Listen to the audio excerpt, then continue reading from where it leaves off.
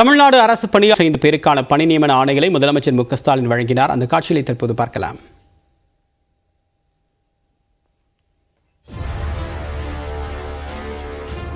விவரங்களுடைய நிகழ்ச்சி சிறப்பு செய்தியாளர் அபினேஷ் விவரம் என்ன?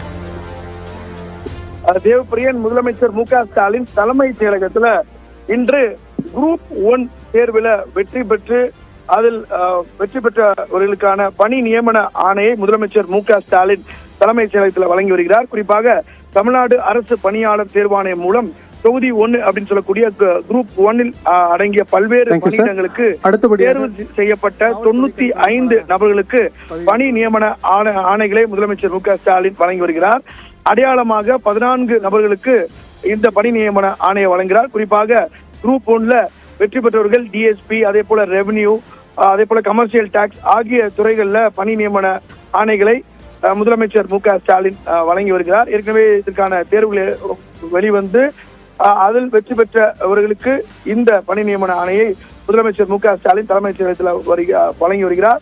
இதுல இந்த நிகழ்ச்சியில அவருடன் தலைமைச் செயலாளர் உள்ளிட்ட அரசு அதிகாரிகள் இந்த நிகழ்வுல அவரோடு முதலமைச்சரோடு இருக்கக்கூடிய அந்த காட்சிகளை பார்த்து வருகிறோம். குரூப் 1 பொறுத்தவரை ஏற்கனவே அதுல பல்வேறு அரசு பணியாளர்கள் இருந்து புதிதாகவும் இந்த தேர்வை எழுதி வெற்றி பெற்றவர்களும் இருக்காங்க. அடையாளமாக 14 நபர்களுக்கு இந்த பணி ஆணையை வழங்குகிறார். குறிப்பாக அமைச்சர் தங்கம் தென்னரசு, அதே போல தலைமைச் செயலாளர் சிவதா உள்ளிட்டோர் இந்த நிகழ்ச்சியில உடன் இருக்காங்க. தேவப்பிரியன், தகவலுக்கு நன்றி அபினேஷ்.